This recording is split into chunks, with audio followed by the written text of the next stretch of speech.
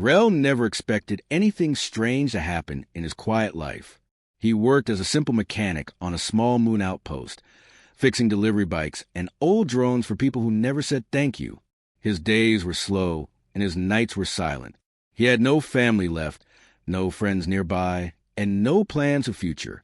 So when a message arrived saying he had inherited a ship, he thought it was a mistake. The message was short. It said an unknown relative had passed away and left him a derelict ship stored in an old docking yard far from any busy routes. Rel stared at the message for a long time, confused. He did not know anyone who owned a ship. He did not even know he had relatives still alive somewhere. But something inside him felt curious.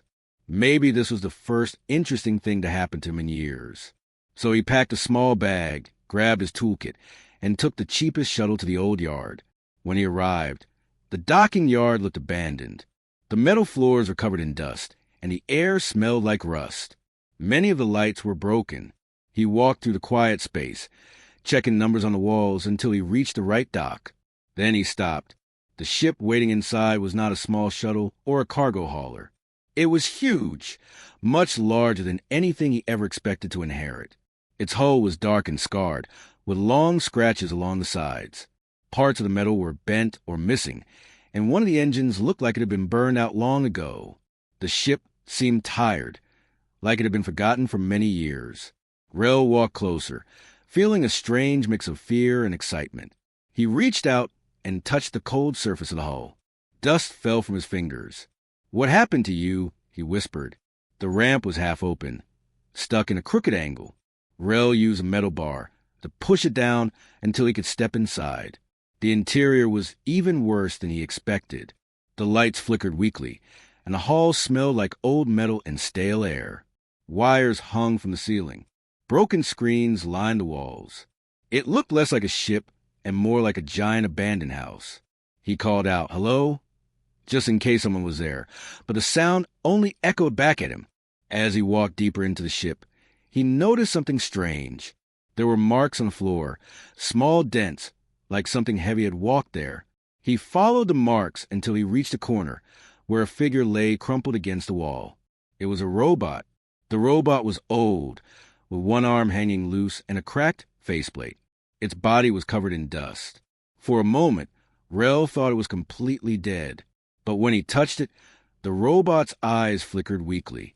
A soft sound came from its speakers, broken, glitchy, barely a voice. "Do not leave." Rel quickly knelt beside it. Hey, I'm not leaving. Can you understand me?" The robot's head twitched slightly. "Unit 7 active, low power." Rel felt a strange tug in his chest. This robot was in terrible shape, but it still tried to speak. He knew broken machines well, but this one felt different. It felt lonely. "Don't worry," he said softly. "I'll help you." He lifted the robot carefully, even though it was heavier than it looked, and carried it to a nearby room that looked like a workshop. He placed Unit 7 on a table and used a portable lamp to give himself better light. The robot's wiring was messy, its joints rusted, and its core almost dead. But Rel had fixed worse things before. As he worked, Unit 7 tried to speak again. "Owner, not here." "I know," Rel said while tightening a bolt. "This ship belonged to someone from my family, but I never met them." The robot's eyes dimmed and brightened again. "Rel, do not leave." Rel froze. He had never told the robot his name. "How do you know me?" he whispered. But the robot's light flickered, and it fell silent again. He finished the repair he could do for now, though it was only enough to keep Unit 7 stable, not fully functional. When he stepped back on the table, he felt the ship creak around him. The air vents rattled. Something deep in the engine room made a soft humming sound, even though he had not turned anything on. Rel looked around slowly. He had come here expecting scrap metal. Instead, he found a giant ship full of secrets, a robot that somehow knew his name, and a strange feeling that someone or something had been watching this place for a long time. He sat down on an old chair, listening to the quiet hum of the ship. For the first time in years, he did not feel bored or tired. He felt awake. Maybe this inheritance was not a mistake. Maybe it was the beginning of something he was never meant to find. Until now. Rel spent the next morning exploring the derelict ship. The hallways were long and dark, with wires hanging like old vines. Dust covered every surface, and the ship creaked whenever he stepped on the metal floor. Still, something about the place felt alive. It felt as if the ship was watching him, waiting to see what he would do. But Rel focused on the one thing he knew best: fix the machines. After all, the robot he found, Unit 7, was still lying on the workshop table. Its cracked faceplate and broken joints looked worse in daylight, but its faintly glowing eyes told him it was still alive. He leaned over it, checking the tools he had brought from the outpost. "All right," he said. "Let's see what you're hiding inside all this rust." Unit 7's voice crackled. "Rel Mechanic." "Proceed." Rel paused, still surprised that the robot somehow knew his name. "You keep saying that," he murmured. "But how?" The robot did not answer. Its weak power core buzzed softly, like a heart beating too slowly. Rel began repairing the damaged joints first, tightening bolts and removing pieces of burnt wiring. While he worked, he talked. Not because he expected the robot to respond, but because the silence of the ship felt too heavy. "You know," he said as he cleaned one of Unit 7's arm panels, "I didn't choose to come here. I didn't even know I had family who own a ship like this. But now I feel like this place needed me." Unit 7's eyes flickered. "Yes." Rel stopped again. "You understood that?" "Yes," the robot repeated, though the voice sounded strained, like the word was pulled from a deep memory. He took a deep breath, trying not to let his questions distract him. He continued working for hours, repairing the robot's power lines and stabilizing its broken circuits. Slowly, Unit 7's lights brightened. Its voice became clearer, though still quiet. At last, Rel connected the final cable, and the robot's back panel clicked shut. Unit 7 sat up slowly, its movement stiff and rough. "System stable," it said. "Rel Mechanic, thank you." Rel smiled a little. "You can call me Rel. Just Rel is fine." Unit 7 tilted its head, as if studying him. "Rel," it repeated, this time with better tone control. "You came back." "Of course I did. You were in terrible shape." The robot's gesture changed, almost like a nod. "Most would not repair." Rel shrugged. "Most are mechanics." Unit 7 looked around the workshop, its dim glowing eyes scanning every corner. "Ship responds to your presence." Rel frowned. "Responds? What does that mean?" Before the robot could answer, the lights in the hallway flickered. A low humming sound vibrated through the walls, stronger than before. Rel stood up quickly. "Hey, did you do that?" "Negative." Unit 7 said. "Ship recognizes mechanic." Rel blinked. "Recognizes me? But I only stepped inside yesterday." Unit 7 turned its head toward the doorway. "Ship remembers. Ship waits. Ship knows owner." "I'm not the owner," Rel said softly. "Correction," Unit 7 replied. "You are now." The humming grew louder, and this time Rel felt a faint vibration under his feet, like the ship was stretching after a long sleep. He hurried into the hallway, and Unit 7 followed slowly. Lights along the floor lit up, one by one, forming a path ahead of him. Rel stared. "It's leading me somewhere." The robot nodded. "Ship awakened by your repairs. It wants to show you." "Show him what?" Rel followed the glowing path through the ship's corridors, passing dark rooms and broken screens, until he reached a sealed door. The lights gathered around it, pulsing softly like a heartbeat. He touched the door, and it slid open smoothly, even though everything else on the ship was falling apart. Inside was a control room. It was small, quiet, and cleaner than the rest of the ship. Dust still covered some surfaces, but the consoles were intact. A long screen stretched across the wall, and several panels still glowed faintly. Rel stepped inside slowly. "This is," he whispered, "bridge." Unit 7 finished.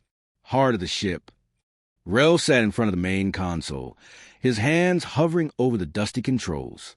When he touched one of the buttons, the screen lit up instantly, like the ship recognized him. A soft, synthetic voice filled the room. "Welcome, Rel." Rel froze. "What?" Unit 7 bowed its head. "The ship remembers you. But how? Rel whispered. I've never seen this ship before. The voice spoke again. You were chosen. Rel felt the air leave his lungs. Chosen by who? And for what? He turned to Unit 7, but the robot remained silent, almost nervous. The ship hummed again, louder this time, as if it had only just begun waking up, and Rel was the reason. For the first time, he realized the truth. He hadn't inherited a ship. He had inherited a mystery. Rel followed the robot down a narrow hallway. The lights here were dim, flickering like weak stars. The air felt colder, and every step echoed, as if the walls were listening. Unit 7 moved slowly, its metal feet tapping lightly against the floor. Where are we going? Rel asked. Deeper, the robot said, to the old parts of the ship.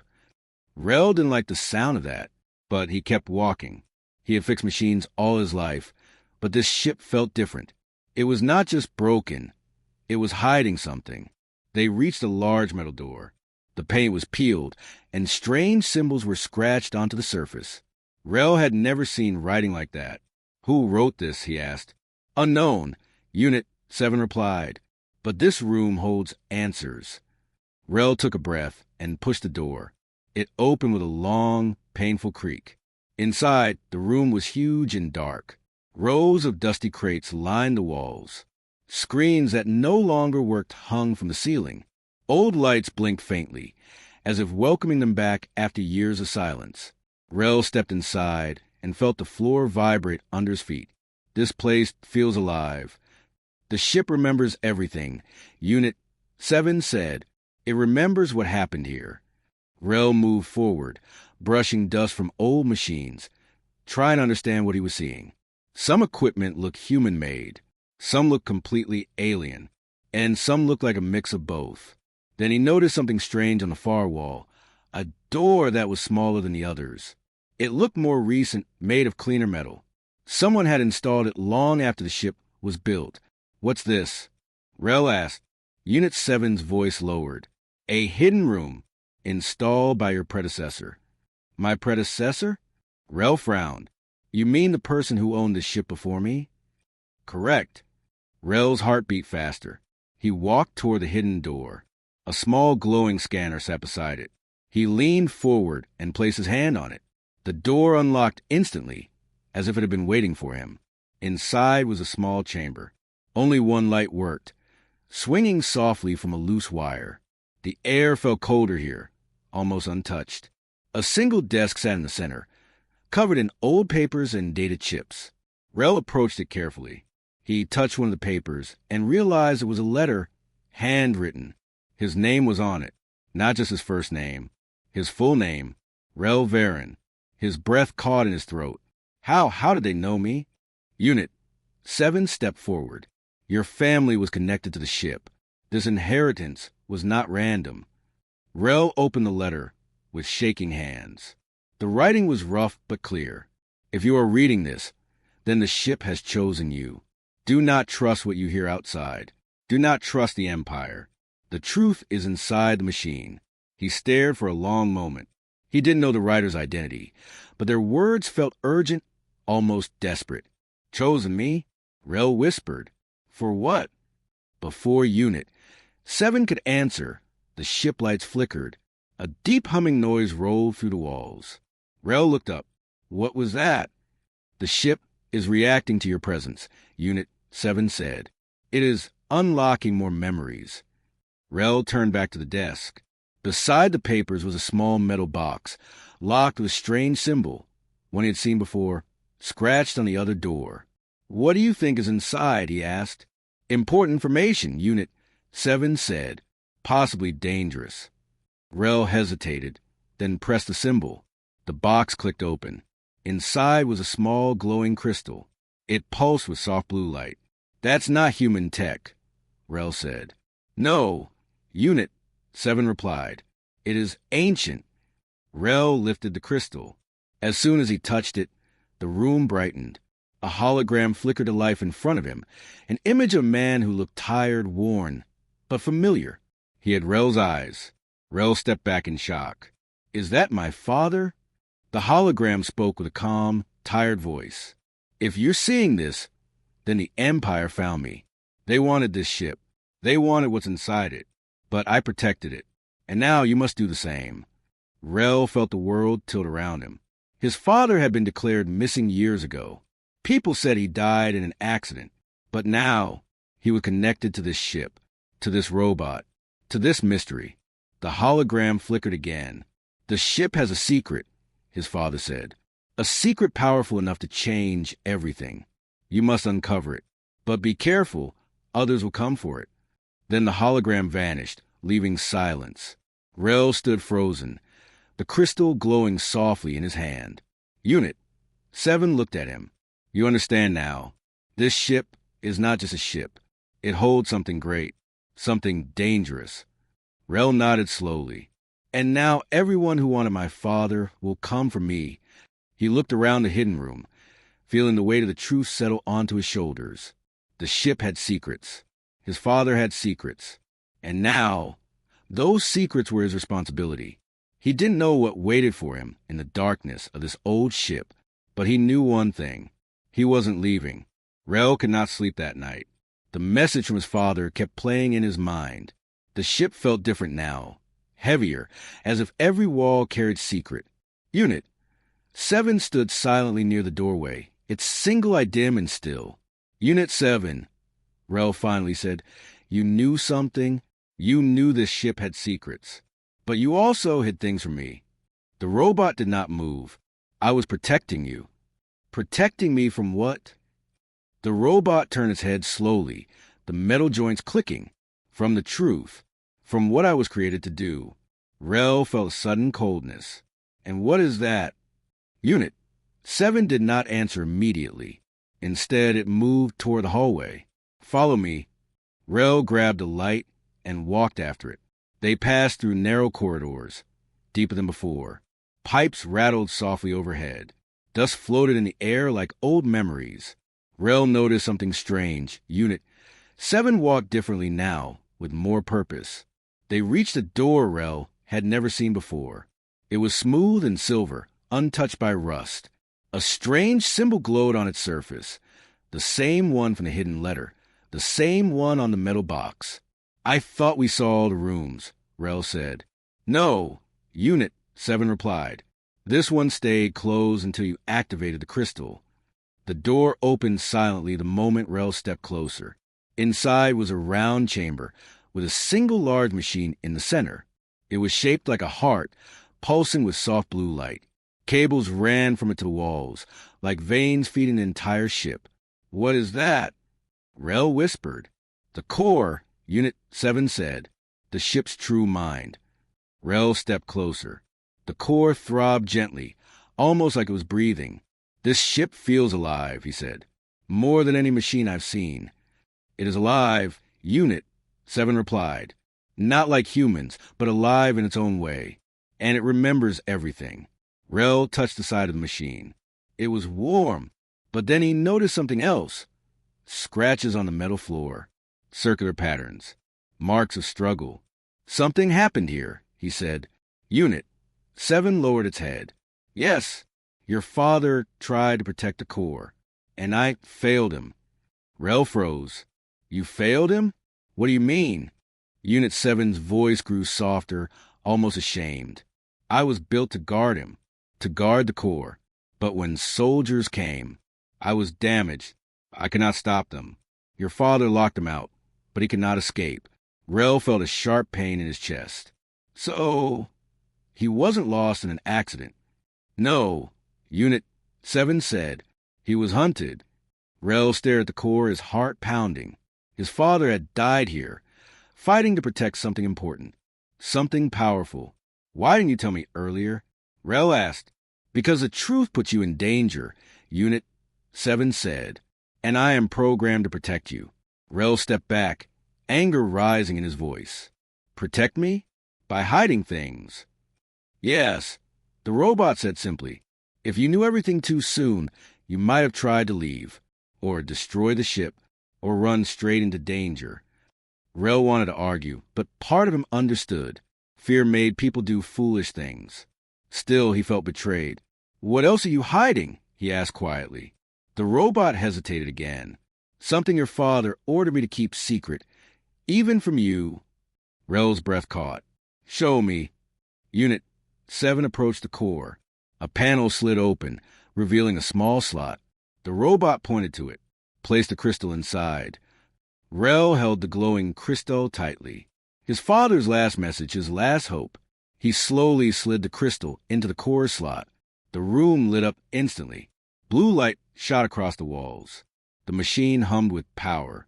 Then a hologram appeared in the center of the chamber. It wasn't his father this time. It was a map of the galaxy. But not just any map. It showed hidden routes, secret bases, and strange bright points that pulse like stars. What is this? Rel asked. Unit 7 answered in a low voice. The truth your father died for. This ship carries knowledge of ancient technology. Technology the Empire fears.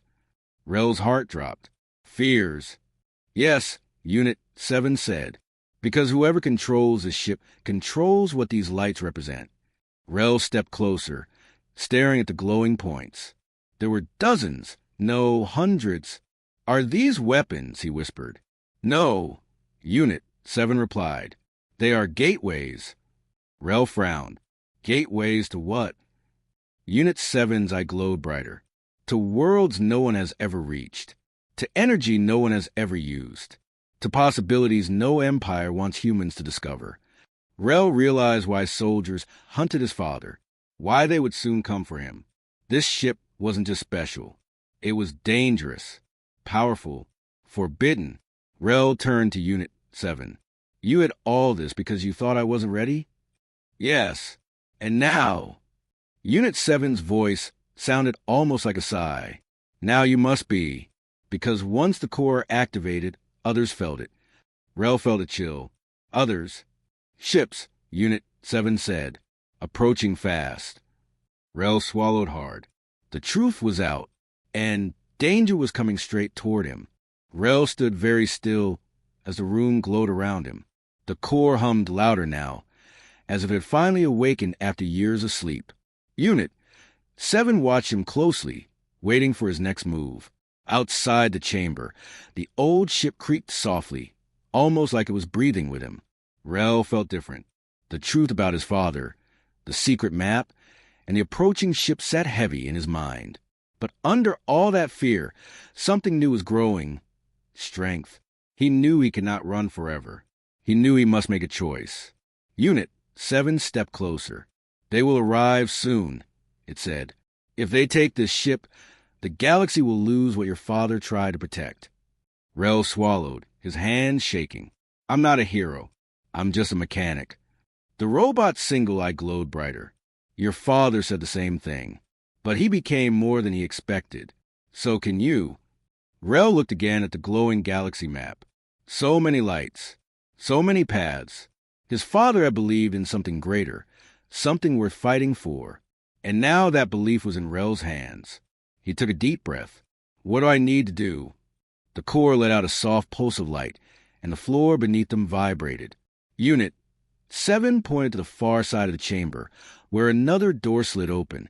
Behind it was a small room filled with controls, old, dusty, but still alive. This is the bridge, Unit 7 said. Your father was the last captain. Now the ship waits for a new one. Rel stepped inside. The panels lit up at his touch. Symbols glowed in gentle blue. A round seat sat in the center, facing a wide window that looked out into space. Stars stretched far into the dark, endless and quiet. Rel sank into the chair. It felt strange, but right. This doesn't feel real, he whispered. Unit 7 placed a metal hand on the back of the chair. You are the only one the ship will listen to now. It chose you when you activated the core. Rel looked down at his hands. They were trembling, but he didn't hide it. If I'm the captain, then we need to survive. We will, Unit 7 said. Alarms suddenly echoed through the ship. A red light flashed on one of the panels. Rel touched it gently, and a small screen opened. He saw dark shapes moving in the distance. Ships, fast ones. They found us, Rel said. Yes, Unit 7 replied. But they think the ship is still weak. They think no one controls it. Rel felt a spark of courage. Then let's show them they're wrong. The core hummed louder, and the ship seemed to wake fully. Lights flickered on in every hallway. Engines rumbled deep below them. How do I fly this thing? Rel asked, panic slipping into his voice. The ship will help you, Unit 7 answered. Place your hand here. The robot pointed to a glowing circle on the arm of the captain's seat. Rel pressed his palm against it. Warm energy flowed up his arm, gentle but powerful. The screen in front of him shifted, showing controls that suddenly made sense, even though he had never seen them before. It's teaching me, Rel whispered. Yes, Unit 7 said. The ship wants you to live. Outside, the enemy ships grew closer. Rel took hold of the controls. The ship lifted slowly, metal groaning, as if shaking off years of sleep. Rel felt the engines roar. Come on, he whispered. You can do this. The ship shot forward, rising into open space. The enemy ships reacted fast, beams of light flashing past Rel's window. They're firing at us, he shouted. Keep moving, Unit 7 said calmly. Trust the ship. Rel gripped the controls tighter. The ship swerved left, dodging another blast. He felt the movement, as if it were a part of him. The fear inside him slowly turned into focus, into determination. He guided the ship upward, then spun sharply. The enemy ship struggled to follow. You're doing it, Unit 7 said. Rel almost smiled. We can't outrun them forever. We need a place to go. The map from the core appeared on the screen again. One of the glowing points pulsed brighter than the rest, as if calling to him. That one, Rel said. It looks closer. That is one of the gateways, Unit 7 explained. Your father wanted to reach it, but he never could. Then I'll finish what he started, Rel said. He turned the ship toward the pulsing light. The engines roared louder. The enemy ships followed, but they were slower now. As Rel approached the glowing point, he felt the air vibrate. A swirling circle formed in front of the ship, a portal of blue and white light. A gateway. Rel looked at Unit 7. If we go through, what will happen? Unit 7 shook its head. I do not know. No human has ever passed through. Rel looked forward again. The portal grew larger. The enemy ships closed in. He made his choice. Hold on, he whispered. Rel pushed the controls forward, and the ship plunged into the glowing light. Everything shook. The stars bent. The world turned white. Unit 7 gripped the seat, but did not speak. Then, silence. The shaking stopped. Rel opened his eyes. Outside the window was a sky he had never seen before. New stars. New colors. A new world. He let out a long breath. We made it, he said softly. Unit 7 nodded. A new beginning. Rel sat straighter in the captain's chair. He wasn't just a mechanic anymore. He was the captain of a ship full of secrets, heading into a future no one had ever explored. And this was only the start.